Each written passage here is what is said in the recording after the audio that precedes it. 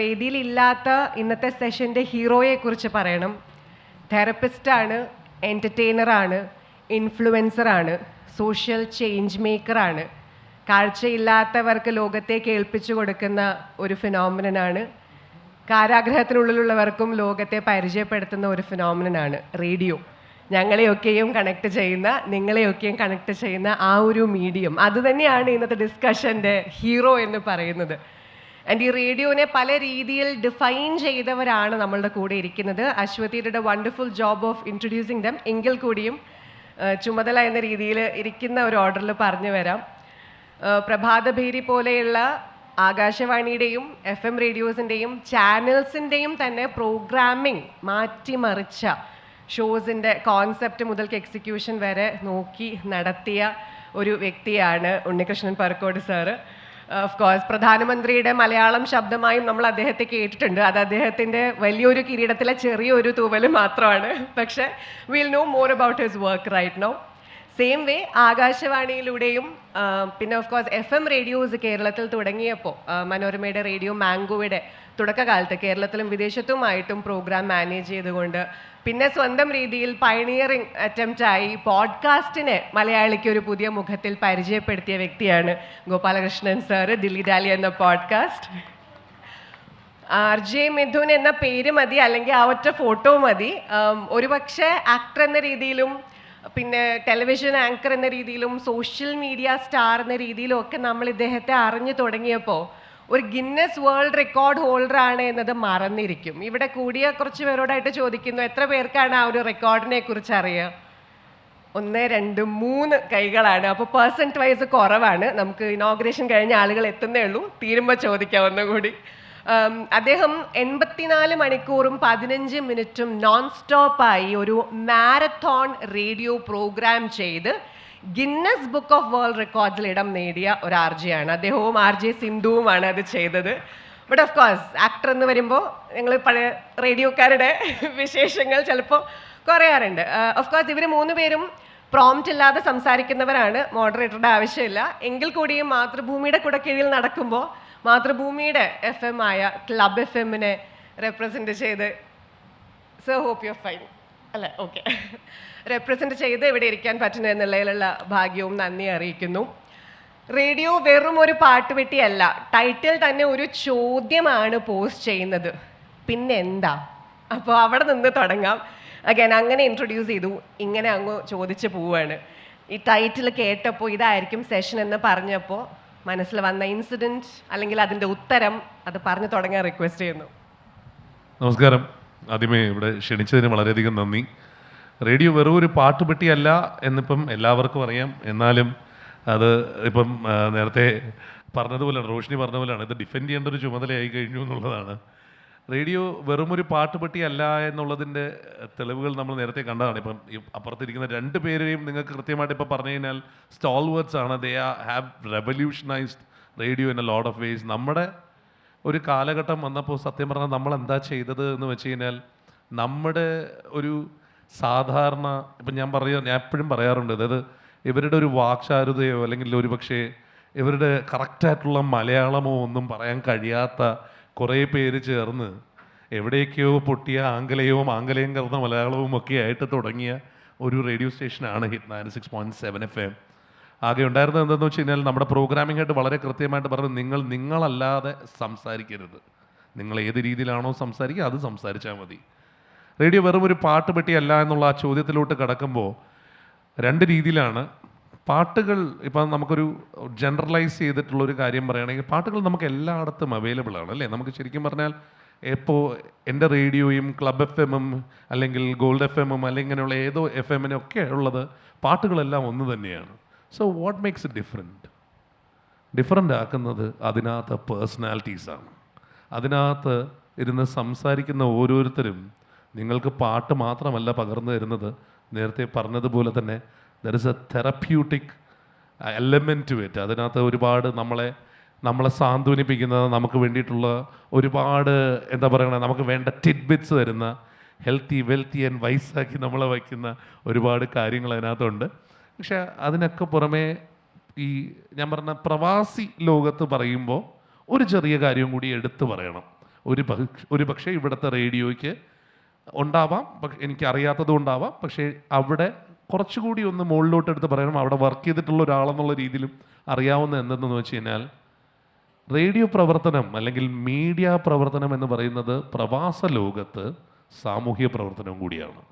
പലപ്പോഴും ഒരു കോൺസുലേറ്റിൽ ചെന്ന് കാര്യങ്ങൾ നേരിട്ടറിയാൻ പോലും പറ്റാത്ത സാധാരണ മലയാളി ആരോടാണ് സംശയ നിവാരണം നടത്തുന്നതെന്ന് ചോദിച്ചു കഴിഞ്ഞാൽ SMS-ലൂടെ ഒരു റേഡിയോ സ്റ്റേഷനിലേക്കാണ്. ആ റേഡിയോ സ്റ്റേഷൻ ഇരുന്ന് പറഞ്ഞു കൊടുക്കുന്നതിൽ നിന്നും തുടങ്ങുന്നതാണ് പലപ്പോഴും അവൻ്റെ സംശയ നിവാരണങ്ങളെല്ലാം. അവൻ്റെ ജീവിതത്തിലെ പ്രശ്നങ്ങൾ തീർക്കാനായിട്ട് ഒരുപക്ഷെ കൂടുതലായി മുന്നിട്ടിറങ്ങുന്നത് റേഡിയോ പ്രവർത്തകരോ അല്ലെങ്കിൽ മീഡിയ പ്രവർത്തകർ ഇൻ ജനറൽ തന്നെ ആയിരിക്കും. അപ്പോൾ അതാണ് വ്യത്യാസം, നാട്ടിൽ നിന്നുള്ള വ്യത്യാസം എന്ന് പറയാം. പിന്നെ പറഞ്ഞു പോകാനാണെങ്കിൽ ഒരുപാട് കാര്യമുണ്ട്, പക്ഷെ ബാക്കി എല്ലാവർക്കും സംസാരിക്കാൻ ഉള്ളത് കൊണ്ട് ഞാൻ തൽക്കാലം ഇവിടെ നിന്ന് നേരെ മൈക്ക് അങ്ങോട്ട്. ഗോപാലകൃഷ്ണൻ സാർ പറയുമ്പോൾ ഈ നാട്ടിലെയും സോഷ്യൽ ഇൻഫ്ലുവൻസിനെ കുറിച്ച് പറയുമെന്ന് പ്രതീക്ഷിക്കുന്നു. ഇവിടെയും കുറച്ച് ഞങ്ങൾ പറ്റുന്ന രീതിയിൽ ചെയ്യാൻ ശ്രമിക്കുന്നുണ്ട് സാർ. ഇങ്ങനെ വളരെ പ്രധാനപ്പെട്ട ഒരു ചർച്ചയിൽ എന്നെ വിളിച്ചതിനുള്ള നന്ദി ഞാൻ ആദ്യം രേഖപ്പെടുത്തുകയാണ്. ഉണ്ണികൃഷ്ണൻ ഞാൻ ഒരുമിച്ചാണ് റേഡിയോയിൽ തിരുവനന്തപുരത്ത് വർക്ക് ചെയ്തിരുന്നത്.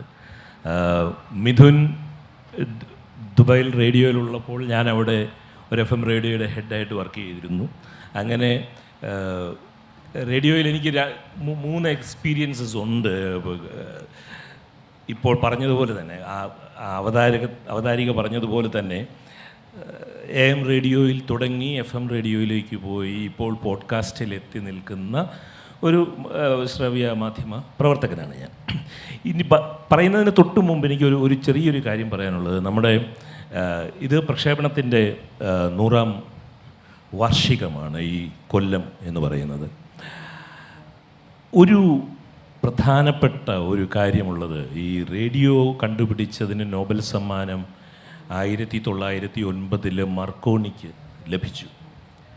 ഈ മർക്കോണിയുടെ കൊച്ചു മകൻ ഫ്രാൻസിസ്കോ മർക്കോണി 10-20 കൊല്ലങ്ങൾക്ക് മുൻപ് കൽക്കട്ടയിൽ വന്ന് ജഗദീഷ് ചന്ദ്ര ബോസ് എന്ന ഇന്ത്യൻ ശാസ്ത്രജ്ഞൻ്റെ കൊച്ചു മകനോട് മാപ്പ് ചോദിച്ചു. കാരണം റേഡിയോ കണ്ടുപിടിച്ചത് മാർക്കോണിയാണ് എന്നുള്ള രീതിയിൽ നോബൽ സമ്മാനം ലഭിച്ചെങ്കിൽ പോലും ആദ്യമായി റേഡിയോ കണ്ടുപിടിച്ചതിൻ്റെ ബഹുമതി ലഭിക്കേണ്ട ജെ.സി. ബോസിൻ്റെ കുടുംബത്തിനോട് മാർക്കോണിയുടെ കൊച്ചുമകൻ മാപ്പ് ചോദിച്ചു എന്നുള്ളതും, 1909 മാർക്കോണിക്ക് നോബൽ സമ്മാനം ലഭിച്ചപ്പോൾ 1921 നിക്കോള ടെസ്ലയ്ക്ക് നോബൽ സമ്മാനം ലഭിക്കുന്നത്. പക്ഷേ അദ്ദേഹം നോബൽ സമ്മാനം നിരസിച്ചു. അതിനുള്ള കാരണവും അദ്ദേഹവും കൂടിയാണ് റേഡിയോ കണ്ടുപിടിച്ചത് എന്നുള്ളതാണ്. ഈ 3 വ്യക്തികളെ ഈ പ്രക്ഷേപണത്തിൻ്റെ 100ാം വാർഷിക ദിനത്തിൽ വളരെ പ്രസക്തമായ ഒരു ചോദ്യം, റേഡിയോ ഒരു പാട്ടുപെട്ടി മാത്രമാണോ എന്നുള്ളൊരു ചോദ്യം ചോദിക്കുമ്പോൾ, റേഡിയോ ഉണ്ടായത് തന്നെ പാട്ടിന് വേണ്ടിയല്ല, മനുഷ്യനെ കൊല്ലാൻ വേണ്ടിയുള്ള യുദ്ധങ്ങളുടെ കമ്മ്യൂണിക്കേഷന് വേണ്ടിയാണ്. റേഡിയോ പ്രസാരണം ആദ്യമായി ഉപയോഗിച്ചത് യുദ്ധരംഗത്ത് പരസ്പരം കമ്മ്യൂണിക്കേറ്റ് ചെയ്യാൻ വേണ്ടി ആയിരുന്നു എന്നുള്ളതാണ്. പാട്ടിന് വേണ്ടി തുടങ്ങിയ ഒരു മാധ്യമം അല്ല ഇത് എന്നുള്ളത് കൂടി ഞാൻ ആമുഖമായിട്ട് പറയുകയാണ്. ഇനി ഒരു ദൃശ്യസാധ്യതയില്ലാത്തൊരു സമയത്താണ്, അതായത് മനുഷ്യൻ വിഷ്വൽ കമ്മ്യൂണിക്കേഷൻ ഉണ്ടാക്കുന്നതിന് മുൻപാണ് റേഡിയോ ഉണ്ടാകുന്നത്. അതുകൊണ്ടാണ് ഇത്ര വലിയ ഒരു ഫാൻ ഫോളോയിങ്ങും ഇത്ര വലിയൊരു സാധ്യതയും റേഡിയോയ്ക്ക് ഉണ്ടായത്. പക്ഷേ അതിനുശേഷം ഈ ദൃശ്യ സാധ്യത വന്നതോടുകൂടി, അപ്പോൾ മിഥുനെ കുറിച്ച് തന്നെ പറഞ്ഞാൽ, മിഥുൻ റേഡിയോയിലാണ് വർക്ക് ചെയ്യുന്നത്. പക്ഷേ എല്ലാ ആഴ്ചയിലും മിഥുൻ കേരളത്തിലേക്ക് ദൃശ്യമാധ്യമത്തിലേക്ക് വരികയാണെന്നുള്ളതാണ്. ഈ ദൃശ്യമാധ്യമത്തിൽ നിന്നും ഒരു വിടുതൽ ശ്രവ്യ മാധ്യമത്തിന് ഇല്ല എന്നുള്ളതാണ്. അത് ഒരു വസ്തുതയാണ്. ഇപ്പോൾ പാട്ട് കേൾക്കുവാൻ വേണ്ടി മാത്രമല്ല നമ്മൾ റേഡിയോ കേൾക്കുന്നത് എന്നുള്ളത്. സംഗീതവും ശബ്ദമാണ്, നാം സംസാരിക്കുന്നതും ശബ്ദമാണ്. ഇത് ശബ്ദത്തിൻ്റെ ഒരു മാധ്യമമാണ് എന്നുള്ളതാണ് ഇതിനെ വ്യത്യസ്തമാക്കുന്ന ഏറ്റവും പ്രധാനപ്പെട്ട ഘടകം. പാട്ട് പിൽക്കാലത്ത് വന്നതാണ്, പാട്ടിന് വേറെ സാധ്യതകളും എല്ലാം കൂടി വന്നു. ഇനി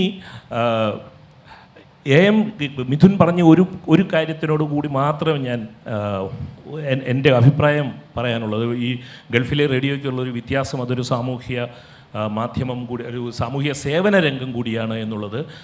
ആകാശവാണിയുടെ ആദ്യകാലങ്ങളിലൊക്കെ നോക്കിക്കഴിഞ്ഞാൽ അവസാന കാലം വരെ ആകാശവാണിയുടെ ചരിത്രം മുഴുവൻ നോക്കിക്കഴിഞ്ഞാൽ അതിന് ഇങ്ങനെയൊരു സമാന്തര സ്വഭാവം കൂടി എന്നും ഉണ്ടായിരുന്നു.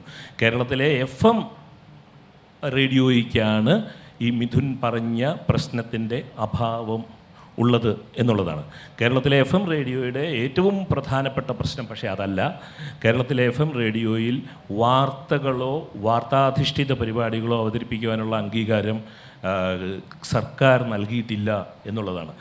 ഗൾഫിലെ റേഡിയോയെയും ഞാനിപ്പോൾ ചെയ്തുകൊണ്ടിരിക്കുന്ന പോഡ്കാസ്റ്റിനെയും ഒക്കെ ശക്തമാക്കുന്നത് അതാത് സമയത്തുള്ള വാർത്തകളോട് പ്രതികരിക്കുവാനുള്ള അനുമതി അതിനുണ്ട് എന്നുള്ളതാണ്. വാർത്തകളോട് പ്രതികരിക്കാനുള്ള അനുമതി ഇല്ലാത്തതാണ് ഒരു പാട്ടുപെട്ടി മാത്രമാണോ റേഡിയോ എന്നുള്ള ചോദ്യം തന്നെ വരാൻ കാരണമായി തീർന്നത്. Thank you sir.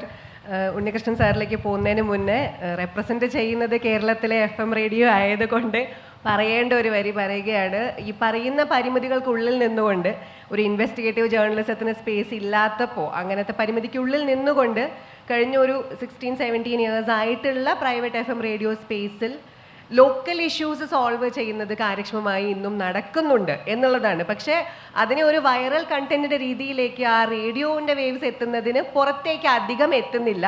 കാരണം പലപ്പോഴും ഒരു ലൈറ്റ് ബൾബോ ഒരു പൈപ്പ് ലൈനോ ശരിയാക്കിയാൽ ഒരു പക്ഷെ അത് വൈറലായി വരുമ്പോഴത്തേക്കും അത് വീണ്ടും തകരാറിലാവും. അങ്ങനെയുള്ള ഒരു ചെറിയ ബുദ്ധിമുട്ട് കൊണ്ട് അത് പലപ്പോഴും എത്തുന്നില്ല എന്നൊരു ബുദ്ധിമുട്ടുണ്ട്. ഉണ്ണികൃഷ്ണൻ സാർ ഈ പറയുന്ന പാട്ടുപെട്ടി അല്ല, അല്ലെങ്കിൽ വെറും ഗവൺമെൻറ്റിൻ്റെ ഇൻഫർമേഷൻ എത്തുന്ന ഒരു മാധ്യമം മാത്രമല്ല, ഭരണകൂടത്തെ സാധാരണക്കാരന് ചോദ്യം ചെയ്യാനുള്ളൊരു മീഡിയം കൂടിയാണ് എന്ന് തെളിയിച്ച വ്യക്തിയാണ്. അപ്പോൾ സാറിലേക്ക്. നമസ്കാരം. റേഡിയോ ഒരു പാട്ടുപെട്ടിയല്ല എന്നൊരു വിഷയം ഈ മാതൃഭൂമിയുടെ അക്ഷരോത്സവത്തിൽ ഉൾപ്പെടുത്തിയത് വളരെ ശ്ലാഘനീയമായ കാര്യമാണ്. അതിൻ്റെ പ്രധാന കാരണം ഈ അക്ഷരത്തിന് ഏറ്റവും വലിയ സംഭാവന ചെയ്തത് സത്യത്തിൽ ഈ ശ്രവ്യമാധ്യമമായ റേഡിയോ തന്നെയാണ്, ഇന്ത്യയിൽ നിന്ന് മാത്രമല്ല ലോകത്തെല്ലായിടത്തും. അപ്പോൾ അതുകൊണ്ട് ഇത്തരമൊരു വിഷയം വളരെ സജീവമായി നമ്മൾ ചർച്ച ചെയ്യേണ്ട ഒരു കാലമാണ്. അതുകൊണ്ടായിരിക്കണം എന്ന് തോന്നുന്നു മാതൃഭൂമി ഇത്തരമൊരു വിഷയം ഇന്ന് ഇതിൽ ഉൾപ്പെടുത്തിയിരിക്കുന്നത്. റേഡിയോ ഒരു പാട്ടുപെട്ടി അല്ല എന്നല്ല ഞാൻ പറയുന്നത്. റേഡിയോ ഒരു പാട്ടുപെട്ടിയാണ്. റേഡിയോ ഒരു പാട്ടുപെട്ടി ആയിരുന്നു. റേഡിയോയുടെ ചരിത്രം, കഴിഞ്ഞ ഒരു നൂറ്റാണ്ട് കാലത്തെ ചരിത്രം പരിശോധിച്ചാൽ പാട്ടുകൾ നമ്മൾക്ക് മറ്റ് സോഴ്സിലൂടെ ലഭ്യമാകുന്നതിന് മുൻപ് പാട്ട് കേൾക്കാനുള്ള ഏക മാർഗം റേഡിയോ ആയിരുന്നു. അതുകൊണ്ടാണ് നമ്മൾ റേഡിയോയെ പാട്ടുപെട്ടി എന്ന ഓമന പേരിൽ വിളിച്ചിരുന്നത്. പക്ഷേ പാട്ടിനോടൊപ്പം റേഡിയോ വലിയ സാമൂഹ്യ പരിവർത്തനത്തിനുള്ള ചാലകശക്തിയായി മാറി എന്നുള്ളതാണ് ലോകത്തെമ്പാടും ഇന്ത്യയുടെയും ചരിത്രം.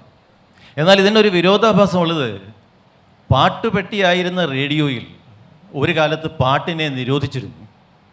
പാട്ട് പാടില്ല എന്ന് പറഞ്ഞിരുന്നു. അതാണ് യാഥാർത്ഥ്യം.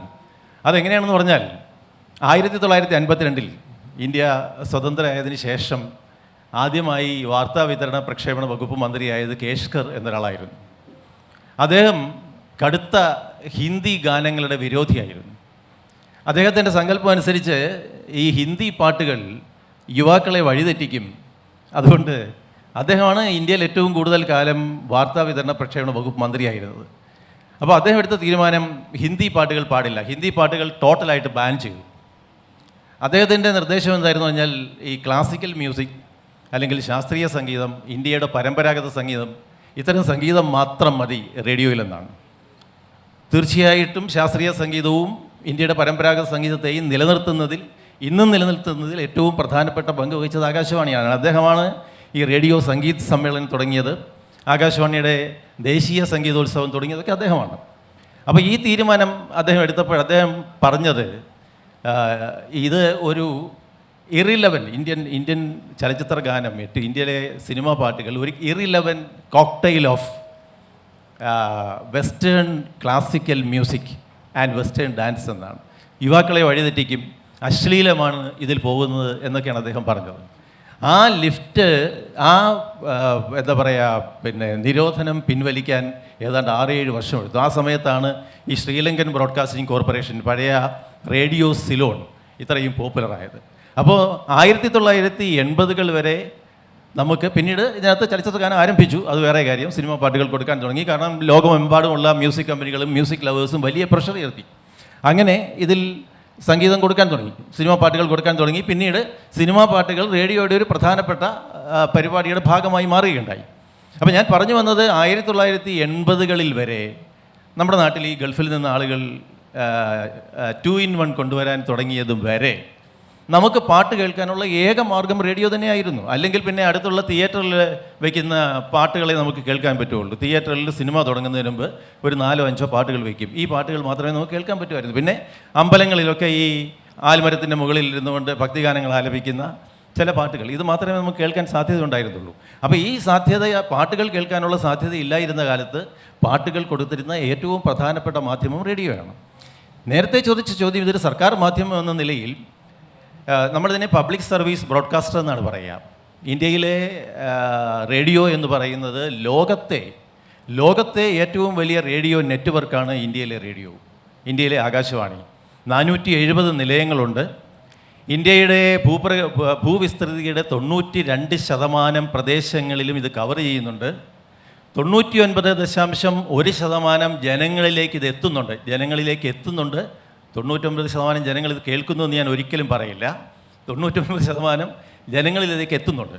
അപ്പോൾ ഇത് ഇപ്പോൾ 99% ജനങ്ങളിലേക്ക് എത്തുന്ന ഈ മാധ്യമം എന്തുകൊണ്ട് കേൾക്കാതായി എന്നുള്ളത് മറ്റൊരു വിഷയമായിട്ട് പിന്നീട് നമ്മൾ ചർച്ച ചെയ്യേണ്ടതാണ്. ഈ റേഡിയോ ആണ് ഇന്ത്യയിലെ സാമൂഹിക മാറ്റത്തിന് ഏറ്റവും വലിയ ചാലകശക്തിയായത്. ഇന്ത്യയുടെ കാർഷിക പുരോഗതി എടുക്കുക, ഇന്ത്യയുടെ വിദ്യാഭ്യാസ രംഗം എടുക്കുക, ഇന്ത്യയുടെ ആരോഗ്യ രംഗം എടുക്കുക, ഇന്ത്യയിലെ കുടുംബാസൂത്രണ സമ്പ്രദായം എടുക്കുക, ഇന്ത്യയിലെ സാക്ഷരതാ പ്രചരണം എടുക്കുക.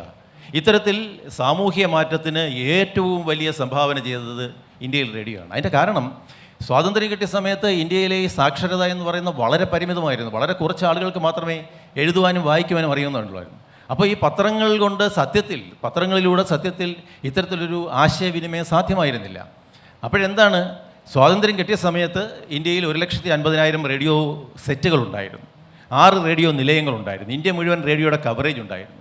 അപ്പം നമ്മുടെ പുതിയ ഗവൺമെൻറ്റിന് പുതുതായി ഉണ്ടായ ഒരു ബേബി ഗവൺമെൻറ്റിനെ സംബന്ധിച്ചിടത്തോളം അവരുടെ ഏറ്റവും വലിയ പ്രയോറിറ്റി ഇത്തരത്തിലുള്ള സന്ദേശം, അതായത് കാർഷിക രംഗത്തെ പുരോഗതി, കാർഷിക രംഗത്ത് വരുത്തേണ്ട മാറ്റങ്ങൾ, പരമ്പരാഗത കൃഷി രീതികളിൽ നിന്ന് മാറി പുതിയ കൃഷി രീതികൾ കൊണ്ടുവരണം. കാരണം രാജ്യം നേരിട്ടിരുന്ന ഏറ്റവും വലിയ പ്രശ്നം ഭക്ഷ്യക്ഷാമമായിരുന്നു. അപ്പോൾ ഭക്ഷ്യക്ഷാമത്തിനെ മറികടക്കണമെങ്കിൽ പുതിയ കൃഷി രീതി വരണം. അതുപോലെ വിദ്യാഭ്യാസമായിരുന്നു ഏറ്റവും വലിയ പ്രശ്നം, വിദ്യാഭ്യാസം ഇല്ലായ്മയായിരുന്നു. അപ്പോൾ വിദ്യാഭ്യാസം ഉണ്ടാവണം. അതുപോലെ പിന്നെ ആരോഗ്യരംഗം നേരിട്ട ഏറ്റവും വലിയ വെല്ലുവിളി ആരോഗ്യരംഗവുമായി ബന്ധപ്പെട്ട വിവരങ്ങൾ ജനങ്ങളിലേക്ക് എത്തുന്നില്ല എന്നുള്ളതായിരുന്നു. അപ്പോൾ ഇതൊക്കെ എത്തിക്കാൻ വേണ്ടിയിട്ട് കഴിഞ്ഞ ഏതാണ്ട് 90 വർഷമായി ആകാശവാണി നിർവഹിച്ച പങ്ക് വളരെ പ്രധാനമാണ്. അതായത് സ്വാതന്ത്ര്യത്തിന് മുൻപ് പോലും ഈ പങ്ക് നമ്മുടെ റേഡിയോ നിർവഹിച്ചിരുന്നു. പിന്നെ ഇപ്പോഴെന്ത് പറ്റി ഈ റേഡിയോയ്ക്ക് എന്ന് ചോദിച്ചാൽ നമ്മൾ ചില യാഥാർത്ഥ്യങ്ങൾ അംഗീകരിക്കാതിരുന്നുകൂടാ. കാരണം ഇപ്പം ഞാൻ ആദ്യമേ പറഞ്ഞു, റേഡിയോ വലിയ മഹത്തായ സ്ഥാപനമാണ്, ലോകത്തെ ഏറ്റവും വലിയ നെറ്റ്വർക്കാണ്, അതുപോലെ പിന്നെ എല്ലാവരിലേക്ക് എത്തുന്നു എന്ന് ഞാൻ പറഞ്ഞു. പക്ഷേ എല്ലാവരിലേക്ക് എത്തുമ്പോൾ എത്ര പേര് ഇത് കേൾക്കുന്നു എന്നുള്ള ഒരു യാഥാർത്ഥ്യം നമ്മൾ അംഗീകരിച്ചേ മതിയാകും. ഇപ്പം ഞാൻ പല സ്ഥാപനങ്ങളിലും ഈ ജേർണലിസം വിദ്യാർത്ഥികൾക്ക് ക്ലാസ് എടുക്കാൻ പോകുമ്പോൾ ഞാൻ ഈ കുട്ടികളോട് ചോദിക്കും, നിങ്ങൾ എത്ര പേർ റേഡിയോ കേൾക്കുന്നവരുണ്ടെന്ന്. മിക്കപ്പോഴും അവിടെ ഒരാൾ പോലും കൈപൊക്കാറില്ല. കാരണം ഇപ്പോൾ ആളുകളുടെ അഭിരുചി മാറി. അവരുടെ എൻ്റർടൈൻമെൻറ്റ് ആൻഡ് ഇൻഫർമേഷൻ നീഡ് എന്ന് പറയുന്നത് സാറ്റിസ്ഫൈ ചെയ്യാനായിട്ട് വേറെ ഒരുപാട് മാധ്യമങ്ങൾ നമുക്ക് ലഭ്യമാണ്. റേഡിയോ തന്നെ വേണമെന്നില്ല. റേഡിയോയേക്കാൾ കൂടുതൽ സൗകര്യപ്രദമായ, റേഡിയോയേക്കാൾ കൂടുതൽ ഫലപ്രദമായി ആശയവിനിമയം നടത്തുന്ന മാധ്യമങ്ങളുണ്ടായി. ഇന്ത്യയിലെ റേഡിയോയ്ക്ക് പറ്റിയ കുഴപ്പമെന്ന് പറഞ്ഞാൽ, ഇന്ത്യയിലെ റേഡിയോ പുതിയ മാധ്യമങ്ങൾ ഇതുമായി മത്സരിക്കാൻ വന്നപ്പോൾ ഈ മത്സരത്തിന് ഇന്ത്യയിലെ ആകാശവാണി സജ്ജമായിരുന്നില്ല. ആകാശവാണിയെ സജ്ജമാക്കാനുള്ള ആസൂത്രണം അതിന് നടന്നില്ല. അതുകൊണ്ട് എന്ത് പറ്റി, ഈ സ്ഥാപനം വളർന്നു. സ്ഥാപനം വളർന്നിട്ട് 99% ജനങ്ങളിലേക്ക് എത്തി. എങ്കിലും 99% ആളുകൾ ഇത് കേൾക്കുന്നില്ല. 2018 നടത്തിയ ഒരു പഠനം പറയുന്നത് ഇന്ത്യയിലെ ഈ സർക്കാർ മാധ്യമവും ഞാൻ ഈ പറഞ്ഞ 470 റേഡിയോ സ്റ്റേഷനും 300-ലധികം പ്രൈവറ്റ് സ്വകാര്യ FM സ്റ്റേഷനിലും കൂടി ആകെ ലിസണർഷിപ്പ് എന്ന് പറയുന്നത് 19% മാത്രമാണ്. ജനസംഖ്യയുടെ 19% മാത്രമേ കേൾക്കുന്നുള്ളൂ.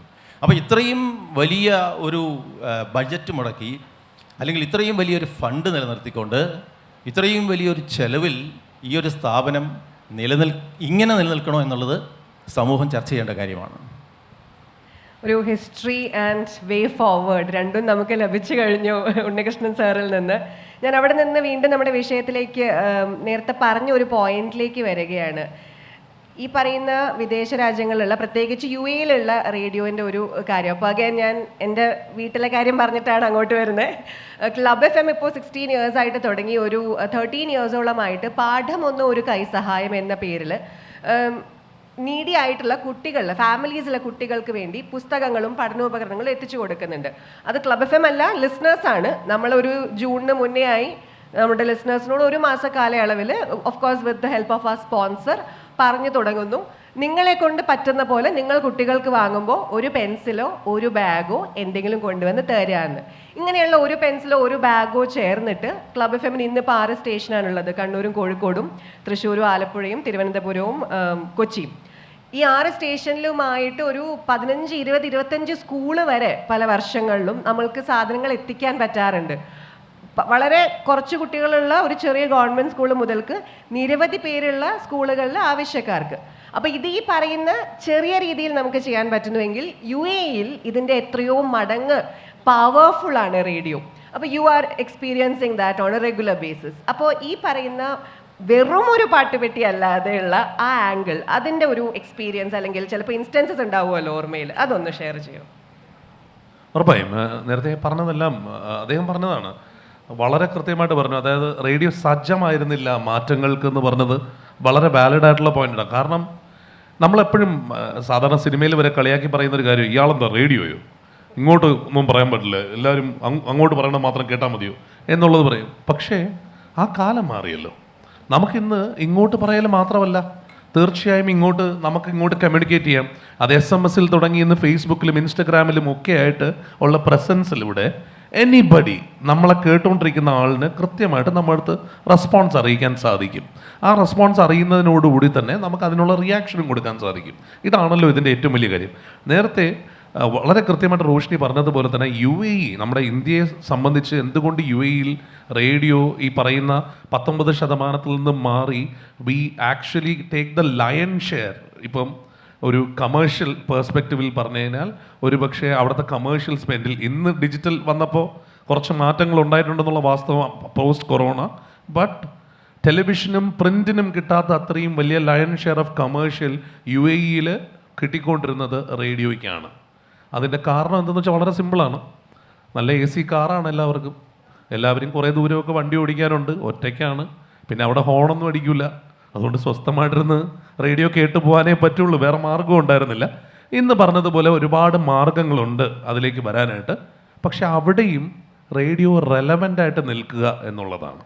അവിടെയും സോഷ്യൽ മീഡിയയിലുള്ള ഇൻഫ്ലുവൻസർ ക്യാമ്പയിൻസ് ഇപ്പം നമ്മളൊക്കെ ചെയ്യുന്നുണ്ട്, അത് കൃത്യമായിട്ട് നിങ്ങളെല്ലാവരും കാണാം.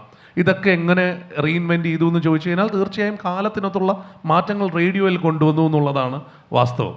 ഇനി നേരത്തെ ചോദിച്ച ചോദ്യത്തിലോട്ട് കിടക്കാം, അതായത് എന്തൊക്കെ ചെയ്യാൻ സാധിച്ചിട്ടുണ്ടെന്നുള്ളത്. അതായത് ഒരു കാലഘട്ടത്തിലെ ശരിപ്പോൾ ഒരുപക്ഷെ ഈ കമ്മ്യൂണിക്കേഷൻ ലെവൽ ഇല്ലായിരുന്ന ഒരു കാലഘട്ടത്തിൽ ഞാൻ പറഞ്ഞ ഒരു ചെറിയ ഇൻസ്റ്റൻസ് എന്ന് പറയുന്നത്, എയർപോർട്ടിലോട്ട് പോകാനായിട്ട് ടാക്സി കിട്ടണില്ല എന്ന് മെസ്സേജ് അയച്ചപ്പോൾ ഞാൻ ചുമ്മാ അത് ഓൺ എയർ അനൗൺസ് ചെയ്തപ്പോൾ 4 വണ്ടി ചെന്ന് പോയിട്ടുണ്ട് ആളിനെ പിക്ക് ചെയ്യാനായിട്ട്.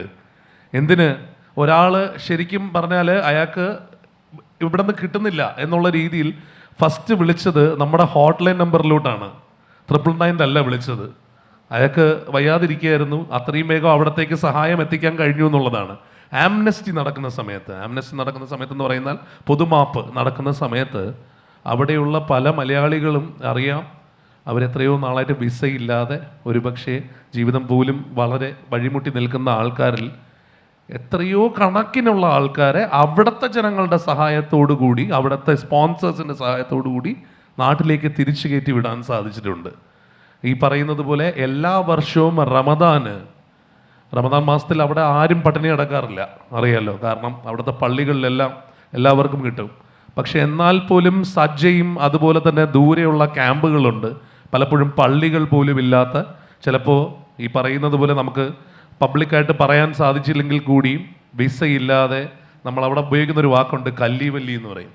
അതായത് അങ്ങനെയുള്ള സ്റ്റേറ്റസ് ഇല്ലാത്ത ആൾക്കാർ അവരവിടെ എക്സിസ്റ്റ് ചെയ്യുന്നു എന്നുള്ളതിന് തെളിവുകളോ ഇതോ ഇല്ല. അവർക്ക് ഭക്ഷണം എത്തിക്കാൻ വരെയും മുൻകൈ എടുത്ത് ഇറങ്ങുന്നത് അവിടെയുള്ള സംഘടനകളോടൊപ്പം റേഡിയോ ആണ്. അപ്പോൾ അത്തരത്തിലൊരു 1000 കാര്യങ്ങൾ നമുക്ക് പറയാനുണ്ടാവും. എന്തിന് ഈ പറയുന്ന ക്യാമ്പയിൻ പറഞ്ഞല്ലോ, ഒരു ക്യാമ്പയിൻ ഞാൻ പറയട്ടെ. നമ്മൾ അവിടെ ചെയ്യുന്ന ഒരു ക്യാമ്പയിൻ്റെ പേരാണ് ഫോർ യു മോം. അത് എന്തിനെന്ന് വെച്ച് കഴിഞ്ഞാൽ ഫോർ യു മോം എന്ന് പറഞ്ഞാൽ അമ്മയ്ക്ക് വേണ്ടി എന്നാണല്ലോ. പക്ഷേ അമ്മമാരെ അങ്ങോട്ട് കൊണ്ടുവരികയാണ്. അമ്മമാരെയും ഈ പറഞ്ഞതുപോലെ അച്ഛനെയും ഒക്കെ അങ്ങോട്ട് കൊണ്ടുവരുന്നത് എങ്ങനെയെന്ന് വെച്ച് കഴിഞ്ഞാൽ, എത്രയോ നാളായി നാട്ടിൽ പോവാൻ, ഇന്നിപ്പോൾ ടിക്കറ്റിൻ്റെ കോസ്റ്റ് ഒന്നും വലിയ കുഴപ്പമില്ല, എടുത്തു പോകാനൊക്കെ പറ്റും. പക്ഷേ നാട്ടിൽ പോകാൻ പറ്റാത്ത, ലീവ് കിട്ടാത്ത, വിസ ഇല്ലാത്തതിൻ്റെ പേരിൽ നാട്ടിൽ പോകാൻ പറ്റാതെ നിൽക്കുന്ന ആൾക്കാർക്ക് അവരുടെ വീട്ടുകാരെ അവിടെ കൊണ്ടുവന്ന് ദുബായ് മുഴുവൻ അവരോടൊപ്പം കറങ്ങി കാണിക്കുന്ന പരിപാടികൾ ചെയ്തിട്ടുണ്ട്. അപ്പോൾ ഇങ്ങനെ ഇത്തരത്തിൽ ഞാൻ പറയുമ്പോൾ will be blowing around horn. പക്ഷേ ദിസ് ഇസ് സംതിങ് ദറ്റ് ഞാൻ പറഞ്ഞു വെച്ചാൽ നമുക്ക് ഇവിടെ പറഞ്ഞതുപോലെ, നേരത്തെ റോഷ്നി പറഞ്ഞതുപോലെ, നമുക്ക് ചെറിയ കാര്യങ്ങൾ വരെയും ചെയ്യാൻ സാധിക്കും. ഈ നേരത്തെ നമ്മൾ പറഞ്ഞ പോലെ റെസ്ട്രിക്ഷൻസ് ആർ ഹ്യൂജ് ഹിയർ. ഇവിടെ അത്തരത്തിൽ നിങ്ങൾ സോഷ്യലി റെലവൻ്റ് ആയിട്ട് ഇറങ്ങിക്കഴിഞ്ഞാൽ ഏറ്റവും കൂടുതൽ പേടിക്കുന്നത് ഇവിടെയുള്ള പൊതുപ്രവർത്തകരായിരിക്കും, അല്ലെങ്കിൽ പാർട്ടിക്കാരായിരിക്കും. പക്ഷേ ഒരു റേഡിയോ എന്ന് പറയുന്നത് അഡ്രസ്സ് ചെയ്യുന്നത്, അതിപ്പോൾ 19% ആൾക്കാരെ ഉള്ളൂ എന്നുണ്ടെങ്കിൽ അത് എനർജൈസ് ചെയ്ത് തന്നെ ഉണ്ടല്ലോ. നമുക്ക് ഒരുപാട് കാര്യങ്ങളിലൂടെ എത്താൻ സാധിക്കും എന്നുള്ളതാണ്. അതിന് മാക്സിമം ഞാൻ പറഞ്ഞതെന്ന് വെച്ച് കഴിഞ്ഞാൽ, പലതും ഇത് നമ്മളെല്ലാവരും ഒരു റേഡിയോ സ്റ്റേഷൻ നടത്തുന്ന, ക്ലബ് എഫ് എം ആണെങ്കിലും മീറ്റ് എഫ് എം ആണെങ്കിലും എല്ലാവരും നടത്തുന്ന ഒരു കമേഴ്ഷ്യൽ റേഡിയോ സ്റ്റേഷനാണ്. അപ്പോൾ അതിൻ്റെ കമേഴ്ഷ്യാലിറ്റി വിട്ടുകളയണം എന്നല്ല, കമേഴ്ഷ്യാലിറ്റി ഉണ്ടാവണം. കാശില്ലെങ്കിൽ ഇവരെ എല്ലാവരും പണിയെടുപ്പിക്കാനൊന്നും പറ്റില്ല. പക്ഷേ ആ കമേഴ്ഷ്യാലിറ്റിയോടൊപ്പം തന്നെ if you can actually introduce some social responsibility, it will go a long way എന്ന് കരുതുന്ന ഒരാളാണ് ഞാൻ. പിന്നെ ഈ കൂട്ടത്തിൽ പറഞ്ഞതിൻ്റെ കൂട്ടത്തിൽ ഒരു കാര്യം കൂടി ജസ്റ്റ് ഒന്ന് ചേർത്ത് പറയാം. ലോകത്ത് ഒരു മലയാളം റേഡിയോയ്ക്ക് ഏറ്റവും കൂടുതൽ സോഷ്യൽ മീഡിയ ഫോളോയിങ് ഉള്ളത് കേരളത്തിലെ ഒരു എഫ് എമ്മിനല്ല, ദുബായിലെ ഹിറ്റ് എഫ് എമ്മിനാണ്. അപ്പോൾ അത് എന്തുകൊണ്ടെന്ന് വെച്ച് കഴിഞ്ഞാൽ ആ റെലവൻസ് ഉള്ളത് കൊണ്ട് തന്നെയാണ്. തീർച്ചയായിട്ടും അവിടെ അത് മൾട്ടിപ്പിൾ ടൈംസ് ആണ് അതിൻ്റെ ഇഫക്റ്റ് എന്നുള്ളത് കൃത്യമായി ഓൾറെഡി. ആൻഡ് അത്ര തന്നെ ഡിഫിക്കൽട്ടുമാണ്. നമ്മുടെ നാടല്ലാത്തൊരു സ്ഥലത്ത് ജനങ്ങൾക്ക് വേണ്ടി നിലകൊള്ളുക എന്ന് പറയുന്നതിൽ ഈ പറയുന്ന അത്ര എളുപ്പമല്ല നടത്തിയെടുക്കാൻ. ജനങ്ങളുടെ പിന്തുണയും ഇവരുടെ ഹാർഡ് വർക്കും തന്നെയാണ്. ഗോപാലകൃഷ്ണൻ സാർ ആക്ച്വലി എഫ് എമ്മിൽ നിന്ന് പോഡ്കാസ്റ്റിലേക്ക് മാറി. AM FM പോഡ്കാസ്റ്റിലാണ്. പോഡ്കാസ്റ്റ് ഒരേ സമയം സ്നേഹമുള്ള ഒരു സഹോദരനും അതേപോലെ തന്നെ എതിരാളിയുമാണ് എഫ് എമ്മിന്. അപ്പോൾ ഈ ഒരു മാറ്റത്തിൽ ഹ്യൂമൻ കണക്ഷനെ കുറിച്ചാണ് സാറിനോട് ചോദിക്കാനുള്ളത്. കാരണം ആകാശവാണി ആണെങ്കിലും ഈ പറയുന്ന പോലെ പ്രഭാതപേരിയിൽ നിന്ന് തുടങ്ങിയ പല പ്രോഗ്രാംസിലും ആളുകളാണ് വിളിച്ച് സംസാരിക്കുന്ന, അവരുടെ വോയിസാണ്. എഫ് എമ്മിലെയും എല്ലാ പ്രോഗ്രാമിൻ്റെയും ജീവനാടി എന്ന് പറയുന്നത് RJs അല്ല, നമ്മൾ ചോദിക്കുമ്പോൾ ഇങ്ങോട്ട് വിളിച്ച് സംസാരിക്കുന്ന ലിസണേഴ്സാണ്. പക്ഷെ പോഡ്കാസ്റ്റ് ഈ പറയുന്ന റേഡിയോ പോലെ ഇങ്ങോട്ട് പറഞ്ഞുകൊണ്ടിരിക്കല്ലേ എന്നത് അന്വർത്ഥമാക്കുന്ന ഒരു മീഡിയമാണ്. സോ ആ ഒരു ഹ്യൂമൻ കണക്ഷൻ്റെ ലാക്കിനെ എങ്ങനെയാണ് പോഡ്കാസ്റ്റിൽ സാർ നേരിടുന്നത് എന്നുള്ളതൊന്ന് അറിയണമെന്നുണ്ട്. പോഡ്കാസ്റ്റ് ഏറ്റവും യങ് ആയിട്ടുള്ള ബ്രോഡ്കാസ്റ്റ് മീഡിയമാണ്. അത് ഐപോഡിൽ ഉണ്ടായ ബ്രോഡ്കാസ്റ്റിൽ നിന്നാണ് പോഡ്കാസ്റ്റ് എന്നുള്ള വാക്ക് ഉണ്ടാകുന്നത്. പോഡ്കാസ്റ്റിനെ വ്യത്യസ്തമാക്കുന്ന, ഞാൻ റോഷ്നി ചോദിച്ച ചോദ്യത്തിലേക്ക് വരികയാണ്. പോഡ്കാസ്റ്റിനെ വ്യത്യസ്തമാക്കുന്ന ഏറ്റവും പ്രധാനപ്പെട്ട ഘടകം എന്ന് പറയുന്നത്, മിഥുൻ്റെ റേഡിയോ ഷോ എനിക്ക് കേൾക്കണമെങ്കിൽ, അല്ലെങ്കിൽ ഉണ്ണികൃഷ്ണൻ ചെയ്തുകൊണ്ടിരുന്ന പ്രഭാതഭേരി എനിക്ക് കേൾക്കണമെങ്കിൽ, അതിൻ്റെ നിയുക്തമായ സമയത്ത് ഞാൻ റേഡിയോ ഓൺ ചെയ്യണം. പോഡ്കാസ്റ്റിൻ്റെ ഏറ്റവും വലിയ പ്രത്യേകത എന്നത്, പോഡ്കാസ്റ്റ് ഒരു ഓഡിയോ ഫയലായിട്ട് അപ്ലോഡ് ചെയ്യപ്പെട്ടിരിക്കുകയാണ്. ഈ സദസ്സിൽ ഇരിക്കുന്ന എല്ലാ ആളുകൾക്കും അവരവർക്ക് സൗകര്യമുള്ള സമയത്ത് ഞാൻ നിങ്ങൾക്ക് അവൈലബിളാണ് എന്നുള്ളതാണ് ഇതിലെ ഏറ്റവും വലിയ ഹ്യൂമൻ കണക്ഷൻ. എൻ്റെ പോഡ്കാസ്റ്റ് സ്ഥിരമായി കേൾക്കുന്ന സന്തോഷ് ഡേവിഡ് എബ്രഹാം എന്ന് പറയുന്ന ഒറിഗോണിൽ ഉള്ള അമേരിക്കയിലുള്ള എൻ്റെ ഒരു സുഹൃത്ത്, അദ്ദേഹം എല്ലാ ദിവസവും രാവിലെ മിഥുൻ ഇപ്പോൾ പറഞ്ഞതുപോലെ തന്നെ ലോങ് ഡ്രൈവിൻ്റെ സമയത്താണ്, ലോങ് ഫോർമാറ്റിലാണ് എൻ്റെ പോഡ്കാസ്റ്റ് പലതും 40 മിനിറ്റ് ഉള്ള ഇൻ്റർവ്യൂ ഒക്കെയാണ്. ഇതൊക്കെ ലോങ് ഡ്രൈവ് ഉള്ള ആളുകൾ, സ്ഥിരമായി കേൾക്കുന്ന ആളുകളെ എനിക്കറിയാം. അതുപോലെ തിരുവനന്തപുരത്തുള്ള എൻ്റെ പോഡ്കാസ്റ്റ് കേൾക്കുന്ന ചില ആളുകൾ രാവിലെ അടുക്കളയിലാണ് ഇത് കേൾക്കുന്നത്. പക്ഷേ ഓരോ ആളുകളും അവരവർക്ക് സൗകര്യമുള്ള സമയത്ത് ഇത് കേൾക്കാൻ പറ്റുന്നു എന്ന് പറയുന്നത് ഒരു വലിയ വ്യത്യാസമാണ് പരമ്പരാഗതമായ AM FM റേഡിയോ ബ്രോഡ്കാസ്റ്റുകളും പോഡ്കാസ്റ്റും തമ്മിലുള്ളത്. പോഡ്കാസ്റ്റുകൾ നിരവധി തരത്തിലുള്ള പോഡ്കാസ്റ്റുകളുണ്ട്. എൻ്റെ പോഡ്കാസ്റ്റിൽ ഞാൻ ഇൻ്റർവ്യൂ ചെയ്യും, റോഷ്നിയായിട്ടുള്ളൊരു ഇൻ്റർവ്യൂ ആണ് ഞാൻ ചെയ്യുന്നതെങ്കിൽ അതിൻ്റെ അകത്ത് ഒരാൾക്ക് ഫോൺ വിളിച്ച് സംസാരിക്കാനുള്ള സൗകര്യമില്ല. പക്ഷേ അത്തരം സൗകര്യങ്ങളുള്ള ന്യൂസ് പോഡ്കാസ്റ്റുകളും തുടങ്ങിക്കഴിഞ്ഞു.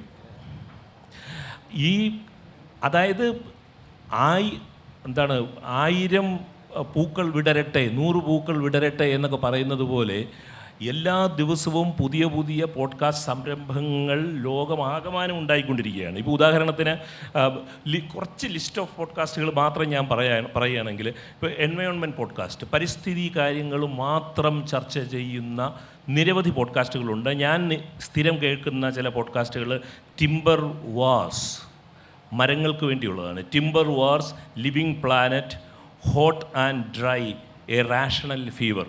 ഈ 4 എൻവയോൺമെൻറ്റൽ പോഡ്കാസ്റ്റുകൾ ഞാൻ സ്ഥിരമായിട്ട് കേൾക്കുന്ന പോഡ്കാസ്റ്റാണ്. ഇനി ന്യൂസ് പോഡ്കാസ്റ്റിലാണ് റോഷിനിയൊക്കെ പറഞ്ഞ ചോദ്യത്തിലൊക്കെ വരുന്നത്. ഇപ്പോൾ ന്യൂയോർക്ക് ടൈംസിൻ്റെ ന്യൂസ് പോഡ്കാസ്റ്റ് ഉണ്ട്, വാഷിങ്ടൺ പോസ്റ്റിൻ്റെ ന്യൂസ് പോഡ്കാസ്റ്റ് ഉണ്ട്. ഇപ്പോൾ ഇന്ത്യയിലെ നാഷണൽ ഡെയിലീസ് പോലെ ഇപ്പോൾ ഇന്ത്യൻ എക്സ്പ്രസ്സിനും ഹിന്ദുസ്ഥാൻ ടൈംസിനും എല്ലാം പോഡ്കാസ്റ്റുകളുണ്ട്. പക്ഷേ അവർ ഈ ഇൻ്ററാക്റ്റീവ് ഇത് തുടങ്ങിയിട്ടില്ല. അത് വേണമോ എന്നുള്ളത് ഒരു ചർച്ചാ വിഷയമാണ്. പോഡ്കാസ്റ്റിൻ്റെ പരിധിക്കകത്ത് അത് വരണമോ എന്നുള്ളത്. ഇനി പൊളിറ്റിക്കൽ പോഡ്കാസ്റ്റ് കേരളത്തിൽ ഒക്കെ വളരെ സാധ്യതയുള്ളതാണ് പൊളിറ്റിക്കൽ പോഡ്കാസ്റ്റ്. പക്ഷേ അത് ഇതുവരെ തുടങ്ങിയിട്ടില്ല. അത് തുടങ്ങും എന്നുള്ളതാണ് എൻ്റെ പ്രതീക്ഷ. ഇപ്പോൾ ലെഫ്റ്റ് ഓവേഴ്സ് എന്ന് പറഞ്ഞ് വളരെ പ്രശസ്തമായ ഒരു ഇടതുപക്ഷ പൊളിറ്റിക്കൽ പോഡ്കാസ്റ്റ് ഉണ്ട്. US-ൽ നിന്ന്, അമേരിക്കയിലെ ഇടതുപക്ഷക്കാരുടെ ഒരു പോഡ്കാസ്റ്റ് ഉണ്ട്, ലെഫ്റ്റ് ഓവേഴ്സ് എന്ന് പറഞ്ഞൊരു പോഡ്കാസ്റ്റ് ഉണ്ട്.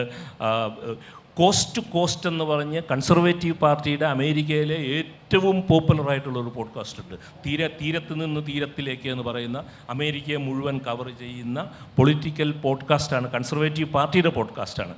ഇനി അത് മാറ്റിക്കഴിഞ്ഞാൽ ബുക്ക് പോഡ്കാസ്റ്റുകൾ, ഇപ്പോൾ മാതൃഭൂമി ഇപ്പോൾ ഒരു ബുക്ക് പോഡ്കാസ്റ്റ് തുടങ്ങിയിട്ടുണ്ട്.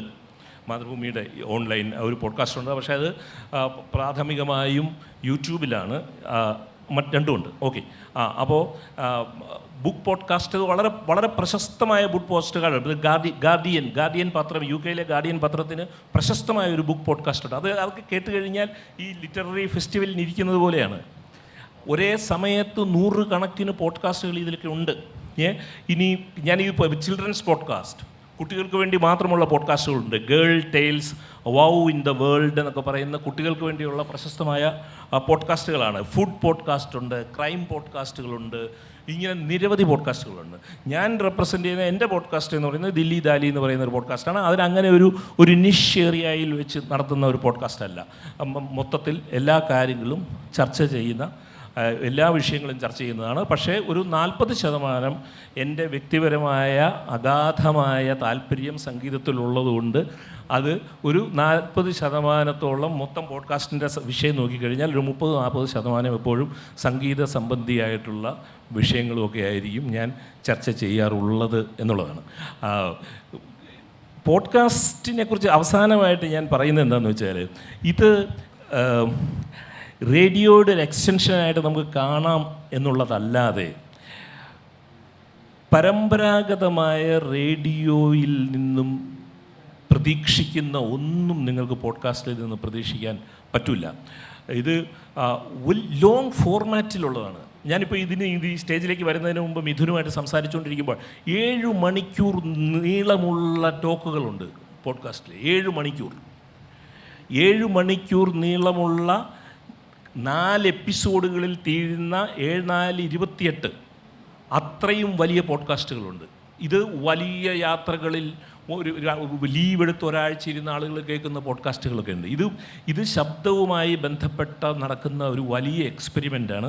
എൻ്റെ ഈ വാക്ക് തീർക്കുന്നതിന് മുമ്പ് അവസാനമായിട്ട് ഞാൻ ഈ വിഷ്വൽ നെറ്റ്വർക്ക് എല്ലാം ഇല്ലാതായിട്ട് ശബ്ദം മാത്രമാകുന്ന ഒരു ആകാശത്തെക്കുറിച്ച് നാരായണ ഗുരു എഴുതിയൊരു 4 വരിയുണ്ട്. ധ്വനിമയമായി ഗഗനം ജ്വലിക്കും, അന്നാൾ അണയും അതിങ്കൽ അശേഷ ദൃശ്യജാലം. ദൃശ്യജാലം എന്ന് പറയുന്നത് വിഷ്വൽ നെറ്റ്വർക്കാണ്. ധ്വനിമയമായി ഗഗനം ജ്വലിക്കും, അന്നാൾ അണയും അതിങ്കൽ അശേഷ ദൃശ്യജാലം, പുനരവിടെ ത്രിപുടിക്കു പൂർത്തി നൽകും സ്വനവും അടങ്ങുമിടം സ്വയം പ്രകാശം. നാരായണ ഗുരു ഒരു ദിവസം ആലുവ നദീതീരത്തിരിക്കുന്ന സമയത്ത് പെരിയാറിൻ്റെ അക്കരയിൽ നിന്നും ഒരു ചെണ്ട കേട്ടു. അപ്പോൾ നടരാജഗുരു ശിഷ്യൻ അടുത്തിരിപ്പുണ്ടായിരുന്നു. അപ്പോൾ നടരാജഗുരുവിനോട് നാരായണ ഗുരു ചോദിച്ചു, എന്തെങ്കിലും കേൾക്കുന്നുണ്ടോ എന്ന് ചോദിച്ചു. അപ്പം നടരാജഗുരു പറഞ്ഞു, അത് അക്കരെ ക്ഷേത്രത്തിലെ ചെണ്ടയാണെന്ന്. അല്ല, അത് അവിടെ പണ്ടേ ഉണ്ടായിരുന്നു. ശബ്ദം പണ്ടേ ഉള്ളതാണ്, അത് ഉണ്ടായിരിക്കും. Thank you sir. ഉണ്ണികൃഷ്ണൻ സാറിലേക്ക് വരുമ്പോൾ വീണ്ടും സാറിൻ്റെ യാത്രകളിലേക്കാണ് എനിക്ക് ഒരു ചോദ്യം എറിയാനുള്ളത്. കാരണം നമ്മുടെ നാട്ടിലെ റേഡിയോ സ്റ്റേഷൻസ് ആണ് അധികവും കേൾക്കുക. ഇപ്പോൾ റേഡിയോയിൽ ജോലി ചെയ്യുന്നവർ അവരുടെയും, അതല്ലാണ്ട് കോമ്പറ്റീറ്റർ അനാലിസിസ് എന്ന ഓമനപ്പേരിൽ വിളിക്കുന്ന മറ്റുള്ളവരെന്ത് ചെയ്യുന്നു എന്ന ഒരു കാര്യവും കേൾക്കും. യാത്രകൾ പോകുമ്പോൾ നമ്മൾ കയ്യിൽ ഇപ്പോൾ മൊബൈലിൽ പാട്ടുകൾ ഉണ്ടായിരിക്കും, അല്ലെങ്കിലും ലോക്കൽ സ്റ്റേഷൻസ് അധികം കേൾക്കാനുള്ള ഒരു ഇൻട്രസ്റ്റ് എടുത്ത് ചെയ്താൽ മാത്രം സംഭവിക്കുന്ന ഒരു കാര്യമാണ്. പക്ഷേ ഉണ്ണികൃഷ്ണൻ സാറിന് ഇൻട്രസ്റ്റ് ഉള്ളത് കൊണ്ടും അതല്ലാതെ ഒരു ഉത്തരവാദിത്വത്തിൻ്റെ പേരിലും ഇന്ത്യയിൽ ഒന്നടങ്കം യാത്ര ചെയ്ത് എല്ലായിടത്തെയും ഒരു റേഡിയോ കൾച്ചറിനെ കുറിച്ച് ഒഫീഷ്യലിയും പേഴ്സണലിയും മനസ്സിലാക്കാൻ സാധിച്ച ഒരു എക്സ്പീരിയൻസ് ഉണ്ട്. അപ്പോൾ അതിൽ നിന്ന് സാറ് പഠിച്ചെടുത്ത ഡിഫറൻസസ് കേരളവും ബാക്കി ഇന്ത്യയും ലോകവും എങ്ങനെ വ്യത്യസ്തമായിരിക്കുന്നു, എങ്ങനെ ഒന്നിച്ചു നിൽക്കുന്നു ഈ ഒരു റേഡിയോ ലിസ്ണിങ്ങിൽ എന്നുകൂടി ഒന്ന് അറിയാൻ ആഗ്രഹമുണ്ട്. ഇന്ത്യ മുഴുവൻ യാത്ര ചെയ്തു എന്ന് പറയുമ്പോൾ എന്നേക്കാൾ വലിയ യാത്രകളൊക്കെ ഉണ്ടായിട്ടുണ്ട്. ഞാനതിലൊരു എന്താ പറയുക, ഈ ക്ഷേത്രത്തിൻ്റെ കഴിക്കോല് കടിച്ചിട്ട് ക്ഷേത്രം വിഴുങ്ങിയെന്ന് പണ്ട് മജീഷ്യന് പറഞ്ഞതുപോലെയാണ്. ഇതിൻ്റെ യാത്രയുടെ ഒരു കഴിക്കോലിൻ്റെ അറ്റം മാത്രമേ ഞാൻ കടിച്ചിട്ടുള്ളൂ. ഇന്ത്യയിലെ മിക്ക സംസ്ഥാനങ്ങളിലും ഉള്ള റേഡിയോ സ്റ്റേഷൻ സന്ദർശിക്കാനും അവിടുത്തെ പരിപാടികളെക്കുറിച്ച് പഠിക്കാനും ഒരു ഉത്തരവാദിത്വത്തിൻ്റെ ഭാഗമായിട്ടാണ് ഞാൻ പോയതെങ്കിലും അത് വളരെ സൂക്ഷ്മമായി നിരീക്ഷിക്കാൻ എനിക്ക് കഴിഞ്ഞിട്ടുണ്ട്. നമ്മളിപ്പോൾ റേഡിയോയെക്കുറിച്ച് പറയുമ്പോൾ റേഡിയോ എന്ത് ചെയ്തു എന്നുള്ളതല്ല, ഇനി എങ്ങനെയാണ് റേഡിയോ പോലുള്ളൊരു മാധ്യമത്തിന് നിലനിൽക്കാൻ കഴിയുന്നത് എന്നാണ് നമ്മൾ ആലോചിക്കേണ്ടത്. ഇവിടെ എല്ലാവരും പറഞ്ഞത് നമ്മൾ ഇന്നത് ചെയ്തു എന്നൊക്കെ പറയുമ്പോൾ ആകാശവാണി പോലൊരു മാധ്യമം, ഇന്ത്യയിലെ പബ്ലിക് സർവീസ് ബ്രോഡ്കാസ്റ്റർ എന്ന നിലയിൽ ആകാശവാണി പോലൊരു മാധ്യമം ചെയ്തത്രയും സംഭാവന ഇന്ത്യയിൽ ഒരു മാധ്യമവും ചെയ്തിട്ടുണ്ടാവില്ല എന്ന ഒരു എളിയ അഭിമാന ബോധത്തിലാണ് ആ സ്ഥാപനത്തിൽ 10-32 വർഷം ഞാൻ ജോലി ചെയ്തത്. പക്ഷേ അതിനെന്ത് സംഭവിക്കുന്നു എന്നുള്ളത് ഞാൻ എന്നോട് ചോദിച്ച ചോദ്യത്തിൽ അല്പം വ്യതിചലിക്കുകയാണ്. എന്ത് സംഭവിക്കുന്നു എന്ന് ചോദിച്ചാൽ, നമുക്കറിയാവുന്നതുപോലെ ഇത് ഒരു സർക്കാർ മാധ്യമമായിരുന്നു, സർക്കാരിൻ്റെ പൂർണ്ണ നിയന്ത്രണത്തിലുള്ളൊരു മാധ്യമമായിരുന്നു. കാലാകാലങ്ങളിലുള്ള സർക്കാരുകൾ റേഡിയോയെ ദുരുപയോഗം ചെയ്തിട്ടുണ്ട്, ഉപയോഗിച്ചതിനേക്കാൾ കൂടുതൽ ദുരുപയോഗം ചെയ്തിട്ടുണ്ട്.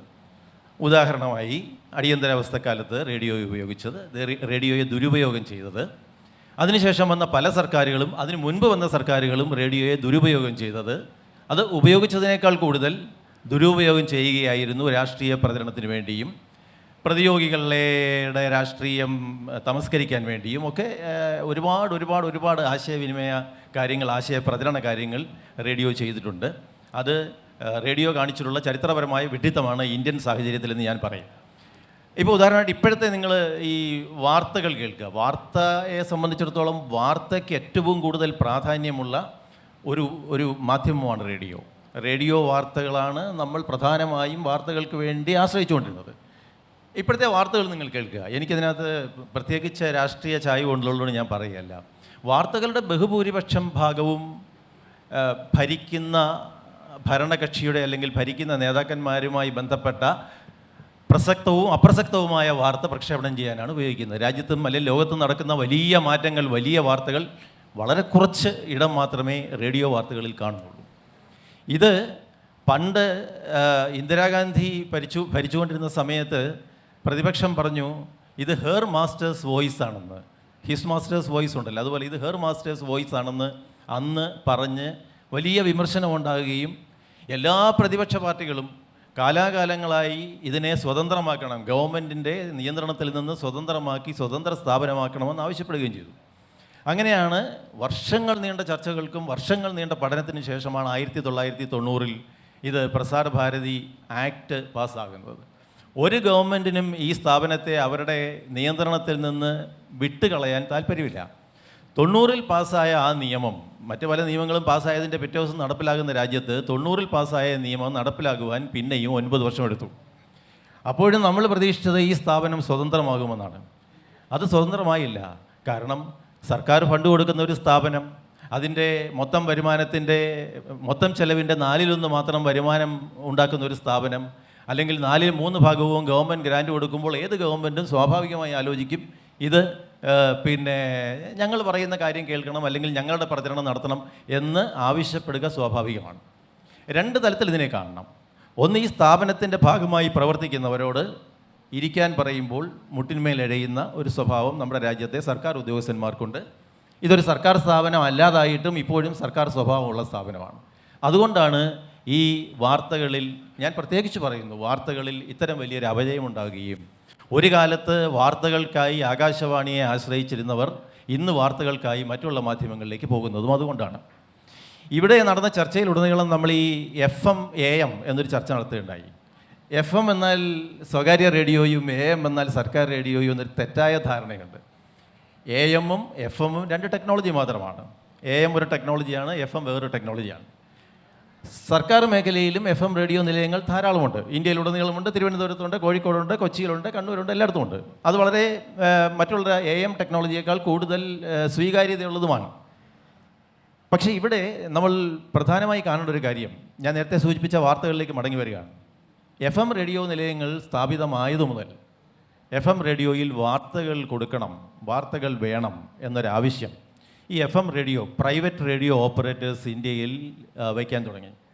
ഇത് 1995 നമുക്കെല്ലാം അറിയാവുന്നതുപോലെ Bengal cricket association versus union of India എന്നൊരു പ്രധാനപ്പെട്ട കേസിൽ എയർ വേവ് ഈസ് പബ്ലിക് എന്ന് സുപ്രീം കോടതിയുടെ ഒരു വിധി ഉണ്ടായിട്ടുണ്ട്. അതായത് നമ്മുടെ അഭിപ്രായ സ്വാതന്ത്ര്യം പോലെ, നമ്മുടെ സംസാര സ്വാതന്ത്ര്യം പോലെ ഈ എയർ വേവ്, ആകാശത്ത് പോകുന്ന ശബ്ദതരംഗങ്ങളും പബ്ലിക്കിൻ്റേതാണ്, അതിന് നിയന്ത്രണങ്ങൾ പാടില്ല എന്നൊരു ജഡ്ജ്മെൻ്റ് ഉണ്ടായിട്ടുണ്ട്. ഇത് 95 സംഭവിച്ചതാണ്. ഇന്ന് 2024 ഇതുവരെയും സ്വകാര്യ നിലയങ്ങൾക്ക്, സ്വകാര്യ റേഡിയോ സ്റ്റേഷൻസിന് വാർത്തകൾ പ്രക്ഷേപണം ചെയ്യാനുള്ള ലൈസൻസ്, അവകാശം കൊടുത്തിട്ടില്ല. ഒരുപാട് സ്വകാര്യ നിലയങ്ങൾ ഇതിനു വേണ്ടി വലിയ പ്രഷർ ചെലുത്തിയിട്ടുണ്ട്. അപ്പോഴൊക്കെ ഇവരൊരു കമ്മിറ്റിയെ വയ്ക്കും. 2004 മുതൽ ടെലികോം റെഗുലേറ്ററി അതോറിറ്റിയാണ് ഇത്തരം കാര്യങ്ങളിൽ തീരുമാനമെടുക്കുന്നത്. അപ്പോൾ ഈ പ്രഷർ കൂടിയപ്പോൾ ടെലികോം റെഗുലേറ്ററി അതോറിറ്റി എടുത്ത തീരുമാനം, ആകാശവാണിയുടെ വാർത്തകൾ അതേപടി FM നിലയങ്ങൾ പ്രക്ഷേപണം ചെയ്യണം, സ്വകാര്യ FM നിലയങ്ങൾ പ്രക്ഷേപണം ചെയ്യണം. ആകാശവാണി വാർത്തകളുടെ കണ്ടൻറ്റിനെ കുറിച്ച് അല്പം മുമ്പ് ഞാൻ പറഞ്ഞു. അത്തരമൊരു മെറ്റീരിയൽ സ്വകാര്യ നിലയങ്ങൾ എടുക്കാതെയായി.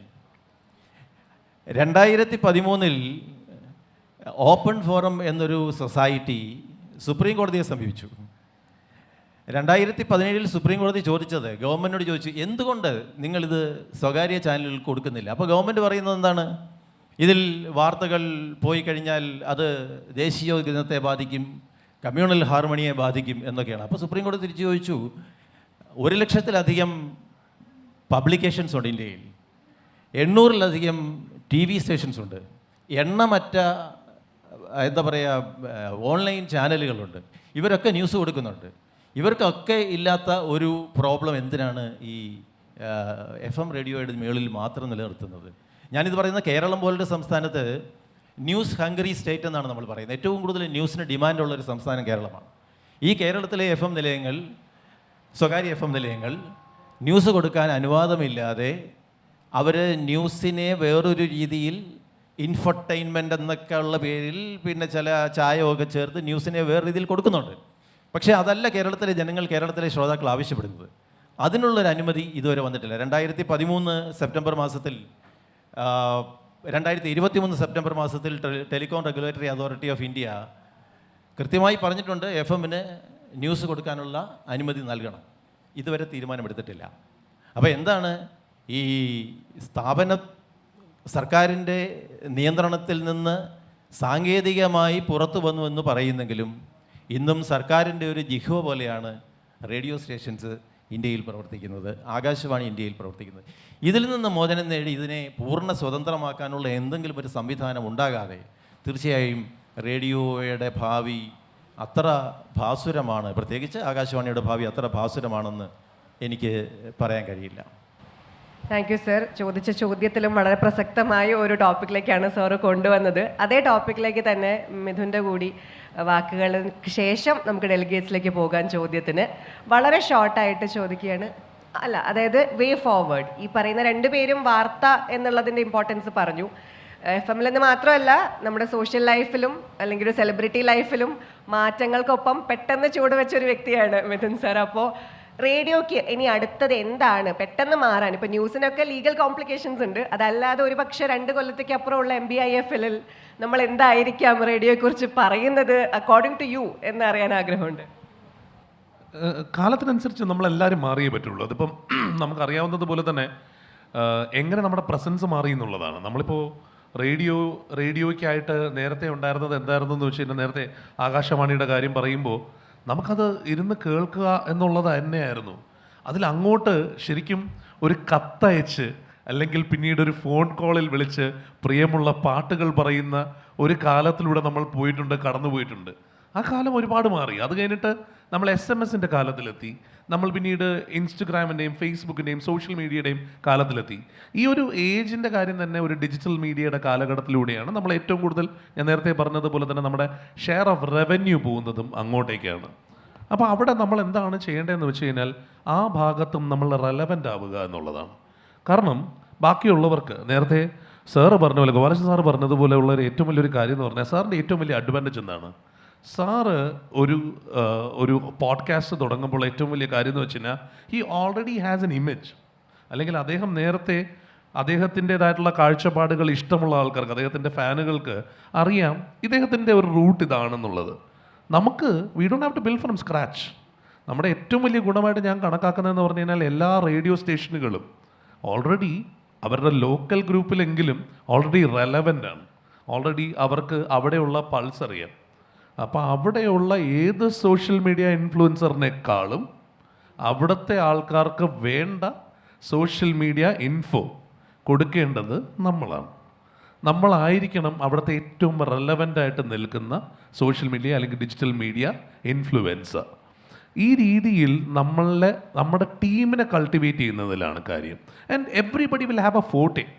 ഞാൻ മനസ്സിലാക്കുന്നതെന്ന് പറഞ്ഞു കഴിഞ്ഞാൽ ഇപ്പം ഞാൻ ആദ്യമായിട്ട് ഒരുപക്ഷെ ഇത്തരത്തിലുള്ള സാധനങ്ങൾ തുടങ്ങിയത് ഫുഡ് നമുക്ക് കാണുമ്പോൾ നിങ്ങൾക്കറിയാലോ, എനിക്ക് ഭക്ഷണം ഭയങ്കര ഇഷ്ടമാണ്. അപ്പോൾ ഭക്ഷണത്തെ പറ്റി പറഞ്ഞാണ് ഞാൻ തുടങ്ങിയത്. അപ്പോൾ അതാണ് പിന്നീട് ആ വീഡിയോസും ഇതുമൊക്കെയാണ് ചെയ്യുന്നത്. ഇപ്പം ഒരുപക്ഷെ ഞാൻ പറയുന്ന അവിടെ ഫാഷനിലായിരിക്കും വേറൊരാളുടെ ഇൻട്രസ്റ്റ് പൊളിറ്റിക്സ് ആയിരിക്കും. ഈ രീതിയിലെല്ലാം പിന്നെ നേരത്തെ സാറ് പറഞ്ഞ സാധനം മറികടക്കാനുള്ള ഏറ്റവും എളുപ്പ മാർഗം എന്താണെന്ന് സാറി? ശരിക്കും റെസ്ട്രിക്ഷൻ ഇപ്പോഴും ഇല്ലാത്തത് അദ്ദേഹം പറഞ്ഞ് വളരെ കൃത്യമായിട്ട് അതിനകത്ത് തന്നെ നിങ്ങൾക്കുള്ള സൊല്യൂഷനും പറഞ്ഞു. വാർത്തയിൽ റെസ്ട്രിക്ഷൻ ഇപ്പോഴും ഇല്ല. ഓൺലൈനിൽ if you have an online presence then why hesitate? News അവിടെ കൊണ്ടുവന്നേ. ശരിക്കും എന്തിനാണ് റേഡിയോയിൽ തന്നെ ന്യൂസാണ്, എന്നിട്ട് അതിൻ്റെ പോഡ്കാസ്റ്റ് ഒരു കുഴപ്പവും വരില്ലല്ലോ. Let's contest in court. അപ്പോൾ അങ്ങനെ വരുമ്പോൾ പ്രശ്നം വരില്ല. ഈ പറയുന്ന സാധനങ്ങളെല്ലാം തന്നെ എല്ലാത്തിനും ലൂപ്പ് ഹോളുകളും കാര്യങ്ങളും ഉണ്ടല്ലോ. ബാക്കി എല്ലാവരും കൃത്യമായിട്ട് ഉപയോഗിക്കുമ്പോൾ റേഡിയോയും കൂടി അത് ഉപയോഗിച്ച് മുന്നോട്ട് പോകുക എന്നുള്ളതാണ്. ഞാൻ മുമ്പോട്ടുള്ള കാലഘട്ടത്തിൽ അതിനെ കാണുന്നതെന്ന് പറയുന്നത്, നേരത്തെ ഇവർ 2 പേരും പറഞ്ഞതിലുള്ള ഒരു വലിയ പോയിൻ്റ് ഉണ്ട്. ഒരു ക്രൈസിസ് വരുന്ന സമയത്ത്, അതായത് വരാതിരിക്കട്ടെ യുദ്ധമായാലും പ്രശ്നങ്ങൾ വരുന്ന സമയത്തും എല്ലാവരും റെലവൻ്റ് ആയിട്ടുള്ള കറക്റ്റ് ഇൻഫർമേഷന് എവിടെയാണ് പോവുക? അന്ന് നേരത്തെ പറഞ്ഞതുപോലെ ചിലപ്പം ദൃശ്യമാധ്യമങ്ങൾ പ്രവർത്തിച്ചെന്ന് തന്നെ വരില്ല. അന്ന് റേഡിയോ മാത്രമേ ഉണ്ടാവുള്ളൂ. അങ്ങോട്ടും ഇങ്ങോട്ടുമുള്ള കമ്മ്യൂണിക്കേഷൻ അത് മാത്രമേ ഉണ്ടാവുള്ളൂ എന്നുള്ളതാണ് വാസ്തവം. അപ്പോൾ അതുകൊണ്ട് എത്ര കാലം കഴിഞ്ഞാലും റേഡിയോ വിൽ ബി റെലവൻറ്റ്. അത് അങ്ങനെ തന്നെ മുന്നോട്ട് പോവും. നമ്മുടെ ചെവിക്ക് അങ്ങനെ ഒരു ഗുണമുണ്ട്. ഞാനിപ്പോൾ പറയുന്ന വാക്കുകൾ മാത്രമായിരിക്കും നിങ്ങൾ ചിലപ്പോൾ കേൾക്കുക. അവിടെ പ്രവർത്തിക്കുന്ന AC-യുടെ സൗണ്ട് നിങ്ങളുടെ ചെവിയിലോട്ട് വരുന്നില്ല. ഇവിടെ മറ്റ് പലരും ചെയ്യുന്ന പല കാര്യങ്ങൾ നിങ്ങളുടെ ചെവിയിലോട്ട് വരില്ല. കാരണം അത്ര സെലക്റ്റീവാണ് നമ്മുടെ ഹിയറിംഗ്. ആ ഹിയറിംഗ് കൃത്യമായിട്ട് വേണ്ട സാധനമാണ് കേൾക്കുന്നതെങ്കിൽ radio will still go on. Thank you once again. നമ്മുടെ ഡെലിഗേറ്റ്സിന് ക്വസ്റ്റ്യൻസ് ചോദിക്കാനുള്ള സമയമാണ്. മൈക്ക് അങ്ങോട്ട് എത്തും. ജസ്റ്റ് ഒന്ന് കൈ പൊന്തിക്ക് എന്തെങ്കിലും ചെയ്ത് കഴിഞ്ഞാൽ രണ്ടുപേരും ഓൾറെഡി ആയിട്ടുണ്ട്. നമസ്കാരം. എൻ്റെ സഹപ്രവർത്തകരായ ഗോപാലകൃഷ്ണൻ സാറും ഉണ്ണികൃഷ്ണൻ പിന്നെ മിഥുനെ കണ്ടിട്ടുണ്ട്. എനിക്ക് അവരോട് ചോദ്യങ്ങളൊന്നും ചോദിക്കാൻ ഇല്ല. ഞാൻ അവർ പറഞ്ഞതിനോട് ഒന്ന് രണ്ട് കാര്യങ്ങൾ കൂട്ടിച്ചേർക്കുക മാത്രമാണ്. അപ്പം മിഥുൻ പറഞ്ഞത് ഗൾഫ് രാജ്യങ്ങളിൽ ഒരുപാട് പ്രയോജനപ്പെടുത്താമായിരുന്നു എന്ന് പറഞ്ഞപ്പോൾ ദൂരദർശൻ്റെ ഏറ്റവും നല്ല കാലം തൊട്ട് 10-30 വർഷത്തോളം അവിടുത്തെ പ്രോഗ്രാം ഡയറക്ടറായിട്ട് ജോലി ചെയ്തിട്ടുള്ള എനിക്ക് പറയാനുള്ളത്, ഓവർസീസ് പ്രോഗ്രാമിൻ്റെ ചാർജ് എത്രയോ വർഷം എനിക്കായിരുന്നു. അക്കാലത്ത് നമ്മുടെ മലയാളികളായ ധാരാളം പേര് ഗൾഫ് രാജ്യങ്ങളിൽ ജോലി ചെയ്തിരുന്നവരെക്കുറിച്ച് യാതൊരു വിവരവും നാട്ടിലുള്ള പാവപ്പെട്ട ആൾക്കാർക്ക് കിട്ടിയിരുന്നില്ല. അന്ന് മൊബൈലൊന്നും ഉണ്ടായിരുന്നില്ല. അവർ മിസ്സിങ് ആയിരുന്നു, പ്രാക്ടിക്കലി മിസ്സിങ് ആയിരുന്നു. അവർ ജീവിച്ചിരിപ്പുണ്ടോ ഇല്ലയോ ഒന്നും അറിയാൻ വയ്യാതിരുന്ന അക്കാലത്ത് ഞങ്ങൾ നോർക്കയുമായി സംയുക്തമായി ഒരു പരിപാടി ഉണ്ടാക്കി. ഈ ആൾക്കാർ ആരെയൊക്കെയാണ് കണ്ടുപിടിക്കേണ്ടതെന്ന് ഞങ്ങളൊരു ക്വറി കൊടുത്ത് ആൾക്കാരുടെ കയ്യിൽ നിന്ന് വിവരങ്ങൾ ശേഖരിച്ചിട്ട് അവിടെയുള്ള എംബസിയുമായിട്ട് ബന്ധപ്പെട്ട് എത്രയോ വർഷമായി കാണാതായ എത്രയോ ആൾക്കാരുടെ വിവരങ്ങൾ നാട്ടുകളിൽ എത്തിച്ചു കൊടുത്തു. അവരുടെ വികാരഭരിതമായ കൂടിച്ചേരലുകളൊക്കെ ഞങ്ങൾക്ക് വളരെയധികം ചാരിതാർത്ഥ്യം തന്ന ഒരു കാര്യമാണ്. പിന്നെ ഉണ്ണികൃഷ്ണൻ പറഞ്ഞ ഒരു കാര്യമുണ്ട്, ഈ റേഡിയോയെ കാലത്തിന് അനുചിതമായി സജ്ജമാക്കാൻ പറ്റിയില്ല എന്നുള്ളത്. അത് വളരെ ശരിയാണ്. റേഡിയോ ആണെങ്കിലും ദൂരദർശനാണെങ്കിലും മറ്റുള്ള പ്രൈവറ്റ് ചാനലുകാർ ഇരിക്കുന്നുണ്ടെങ്കിലും ഞാൻ പറയുകയാണ്, മറ്റുള്ള പ്രൈവറ്റ് ചാനലുകൾ വന്നപ്പോൾ അവരോട് കിടപിടിക്കത്തക്ക രീതിയിൽ അവരോട് ആരോഗ്യകരമായ ഒരു മത്സരത്തിന് ഞങ്ങൾ സജ്ജമായിരുന്നെങ്കിലും ഞങ്ങളെ അങ്ങനെ സജ്ജമാക്കരുത്, ഞങ്ങൾ അവരുമായി മത്സരത്തിന് ഇറങ്ങരുത് എന്ന ഉറച്ച ദൃഢവിശ്വാസത്തോടും ഡിറ്റർമിനേഷനോടും കൂടിയാണ് ദൗർഭാഗ്യവശാൽ ഞങ്ങളുടെ മേലധികാരികളും ഞങ്ങളുടെ മന്ത്രിമാരും അങ്ങനെയുള്ളൊരു സ്റ്റാൻഡാണ് എടുത്തത്. ഞങ്ങളുടെ കയ്യും കാലും കെട്ടിയിടുകയായിരുന്നു. ഞങ്ങൾക്ക് ഇഷ്ടം പോലെ നല്ല പ്രോഗ്രാം ചെയ്യാൻ കഴിവുള്ള ആൾക്കാർ ദൂരദർശനിലുണ്ടായിരുന്നു, ആകാശവാണിയിലുണ്ടായിരുന്നു. പക്ഷെ പ്രോഗ്രാം ചെയ്യാൻ ഞങ്ങളെ സമ്മതിച്ചില്ല. ഞങ്ങളോട് പറയും, നിങ്ങൾ പബ്ലിക് സർവീസാണ്, നല്ല നല്ല പ്രോഗ്രാം ചെയ്യുമെന്ന് പറയും. അങ്ങനെ പ്രോഗ്രാം ചെയ്യുമ്പോൾ പറയും, ഇതിനെ കമേഴ്ഷ്യൽ കണ്ടുപിടിക്കുക. എങ്ങനെ കമേഴ്ഷ്യൽ കണ്ടുപിടിക്കാൻ പറ്റും? അത്തരം പ്രോഗ്രാമിന് ഡോക്യുമെൻ്ററികൾക്ക് എവിടെ നിന്നാണ് പരസ്യം കിട്ടുന്നത്?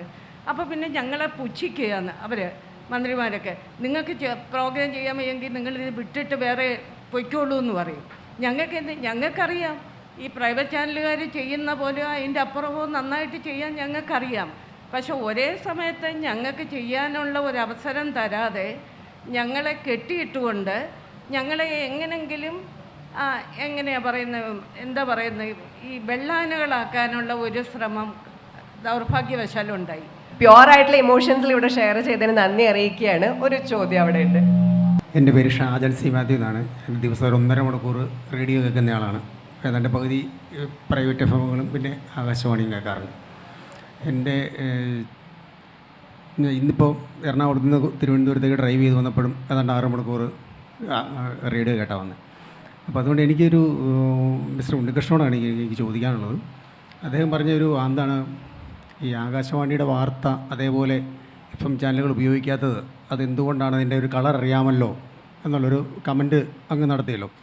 ഉപയോഗിക്കാൻ പറ്റുന്നതല്ല എന്നുള്ളതുകൊണ്ടാണ് FM ചാനലുകൾ എടുക്കാത്തത്, അല്ല അതിൻ്റെ കണ്ടൻറ്റ് എന്താണ് എന്നറിയാവുന്നതുകൊണ്ട്. പക്ഷേ ആകാശവാണിയുടെ വാർത്ത, FM റേഡിയോ എല്ലാം വാർത്ത സ്ഥിരമായി കേൾക്കുന്ന ആളെന്നുള്ള നിലയിൽ എനിക്ക് തോന്നുന്നത് ഒരു 70% വാർത്തകളിലും അങ്ങ് ഈ പറയുന്ന പ്രശ്നമില്ല എന്നാണ്. ഒരു 30% വാർത്തകളിൽ ഈ പ്രശ്നങ്ങളുള്ളൂ. അപ്പോൾ ഈ 70% വാർത്തകൾ എന്തുകൊണ്ട് ഡെഫേർഡ് ന്യൂസ് എടുക്കാൻ ഗവൺമെൻറ് ഓഫ് ഇന്ത്യ അനുവദിച്ചിട്ടും ഈ FM ചാനലുകൾ ഈ ഡെഫേർഡ് ന്യൂസ് ഉപയോഗിക്കുന്നില്ല? അവർക്ക് അത് വിവേചന അധികാരത്തോടെ വേണ്ട ദിവസങ്ങളിൽ എടുക്കാമല്ലോ, ഈ കളറെല്ലാ ദിവസങ്ങളിലും. പക്ഷേ അത് എടുക്കുന്നില്ല. അതൊരു ഒളിച്ചുകളിയാണോ എന്നെൻ്റെ ഒരു സംശയം. അതിനൊരു ദൂരീകരണം നടത്തണം. രണ്ടാമത് എനിക്ക് ചോദിക്കാനുള്ളത് ഗോപാലകൃഷ്ണൻ സാറിനോടാണ്, അതുകൂടി ഞാൻ നിർത്താം. രണ്ടാമത്തെ ചോദ്യം എന്ന് പറയുന്നത്, എന്താണ് ഈ റേഡിയോയിൽ ഒരു മൂലധനത്തിൻ്റെ പ്രസക്തി? ഞാൻ ചോദിക്കാൻ കാര്യം, മലയാളത്തിലെ ഏറ്റവും ശക്തമായ ഒരു റേഡിയോ പോലും ഈയിടെ ഗൾഫിൽ അവരുടെ പ്രക്ഷേപണം നിർത്തി. അവിടെ ന്യൂസ് ഉണ്ടായിരുന്നു, ഈ FM റേഡിയോയ്ക്ക് ഗൾഫിൽ ന്യൂസ് ഉണ്ടായിരുന്നു, അതിനുവേണ്ടി കുറേ ആളുകൾ കേരളത്തിൽ പ്രവർത്തിക്കുന്നുണ്ടായിരുന്നു. പക്ഷേ അവരുടെ ന്യൂസ് ചാനൽ അവിടെ റേഡിയോ നിർത്തി, ന്യൂസ് നിർത്തേണ്ടി വന്നു. അപ്പോൾ എന്താണ് ഇതിലെ മൂലധനത്തിൻ്റെ ഒരു പങ്ക്, മൂലധനത്തിൻ്റെ പ്രസക്തി എന്താണെന്നുള്ളത് അതൊന്ന് എല്ലാവർക്കും വേണ്ടി വിശദീകരിച്ചാൽ കൊള്ളാം. 2 ചോദ്യങ്ങളാണുള്ളത്. ഈ ചോദ്യത്തിന് ഉത്തരം പറയാൻ 2 മിനിറ്റ് എനിക്ക് തന്നിട്ടുള്ളൂ. അത് ഒരു 2 മണിക്കൂർ കൊണ്ട് ഉത്തരം പറയേണ്ട ഒരു പ്രധാനപ്പെട്ട പ്രശ്നമാണ് താങ്കൾ ഉന്നയിച്ചിരിക്കുന്നത്. ആകാശവാണി വാർത്തകൾക്ക് വിശ്വാസ്യതയുടെ കാര്യത്തിൽ നമുക്കത് ചോദ്യം ചെയ്യാൻ പറ്റില്ല. കാരണം വളരെ വിശ്വാസമായ വാർത്തകൾ മാത്രമേ ആകാശവാണി പ്രക്ഷേപണം ചെയ്യാറുള്ളൂ. പക്ഷേ മാറിയ കാലത്ത് വാർത്തകളുടെ രീതിയും വാർത്തകൾ ജനങ്ങളിലേക്ക് എത്തിക്കുന്ന രീതിയിലും മൗലികമായ മാറ്റം വന്നിട്ടുണ്ട്. ആ മാറ്റത്തിനനുസരിച്ച് ആകാശവാണിയുടെ വാർത്തകൾ മാറിയിട്ടില്ല എന്നാണ് ഞാൻ പറഞ്ഞത്. ഒന്ന്. രണ്ടാമത്, താങ്കൾ എല്ലാ വാർത്തകളും കൃത്യമായി കേൾക്കുന്ന ആളാണെങ്കിൽ എനിക്കൊരു അഭിപ്രായം പറയാനുണ്ട്. ഓരോ വാർത്തയുടെ ബുള്ളറ്റിൻ എടുത്ത് പരിശോധിച്ചാൽ ആ വാർത്താ ബുള്ളറ്റിൻ്റെ ഒരു 50% കൂടുതൽ ഭരിക്കുന്ന കക്ഷിയുമായി ബന്ധപ്പെട്ട അപ്രസക്തമായ വാർത്തകളാണ് ഇപ്പോൾ വന്നുകൊണ്ടിരിക്കുന്നത്. അതുകൊണ്ടാണ് ഈ വാർത്തകൾ പ്രസക്തമല്ല എന്ന് ഞാൻ പറഞ്ഞു. ഞാൻ ഇപ്പോഴത്തെ കാര്യം മാത്രമല്ല, ഇതിനു മുൻപും അങ്ങനെയാണ്. ഇതിനു മുൻപും ഈ രാജ്യം ഭരിച്ചുകൊണ്ടിരുന്ന കക്ഷികൾ ഈ മാധ്യമത്തെ ദുരുപയോഗം ചെയ്തിട്ടുണ്ട്. ഇത് ഉപയോഗിക്കുകയല്ല, ദുരുപയോഗം ചെയ്യുകയാണ്. ഇത് നമ്മളെപ്പോലുള്ള നികുതിദായകരുടെ പണം കൊണ്ട് ശമ്പളം പറ്റി പ്രവർത്തിക്കുന്ന ഒരു സ്ഥാപനമാണ്. ആ സ്ഥാപനം നമ്മൾക്ക് ആവശ്യമുള്ള അല്ലെങ്കിൽ ജനങ്ങളിലേക്ക് എത്തേണ്ട വാർത്ത കൊടുക്കാനുള്ള ബാധ്യതയുള്ളവരാണ്. പത്രങ്ങളെ വിട്ടേക്കുക, അല്ലെങ്കിൽ സ്വകാര്യ സ്ഥാപനങ്ങളെ വിട്ടേക്കുക. ഇത് സർക്കാർ സ്ഥാപനമാണ്.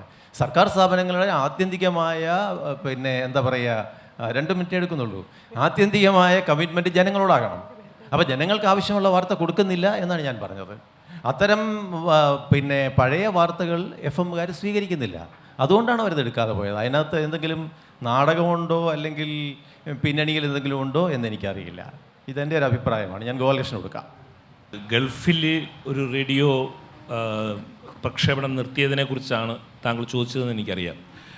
I was A part of that radio. I was heading that station in Dubai.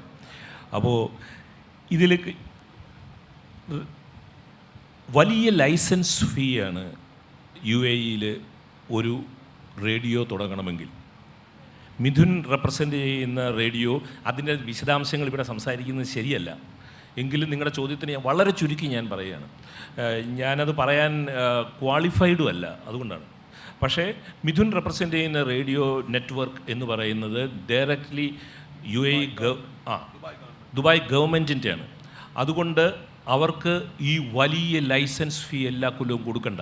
പക്ഷേ നമ്മൾ UAE-യിൽ റേഡിയോ തുടങ്ങിക്കഴിഞ്ഞാൽ കേട്ടാൽ ഞെട്ടും. അതായത് 1,60,00,000 രൂപ ഒരു കൊല്ലം ലൈസൻസ് ഫീ ആണ്. അവിടെ നിങ്ങൾക്കൊരു റേഡിയോ നടത്തണമെങ്കിൽ ആ മൂലധന നിക്ഷേപം നിങ്ങൾക്ക് പരസ്യം വഴി കിട്ടില്ല. ഇത് വളരെ പ്രയാസകരമാണ്. ഈ UAE-യിൽ റേഡിയോ നടത്തിക്കൊണ്ടു പോകുക എന്നുള്ളത്. ഇത് ഞാൻ പറയാൻ ഉദ്ദേശിച്ചിരുന്ന കാര്യമല്ല, എങ്കിൽ പോലും ഞാൻ പറയുകയാണ്. നമ്മൾ എത്രമാത്രം നന്നായിട്ട് നടത്തിയാലും ഇതൊരു കൊമേഴ്ഷ്യൽ റേഡിയോ ആയതുകൊണ്ട് അതിനുള്ള വരുമാനം നമുക്ക് അവിടെ നിന്നുണ്ടാകണമെങ്കിൽ ഈ പ്രതിവർഷ ഈ ലൈസൻസ് ഫീ കൊടുക്കുക എന്നുള്ളതിൻ്റെ വലിയ വലിയ ഒരു ഭാരമുണ്ട്. അത് നമുക്ക് താങ്ങാൻ പറ്റാത്തതാണെന്നുള്ളതാണ് എനിക്ക് ഉള്ള ഉത്തരം. കേട്ടോ, താങ്ക് യു.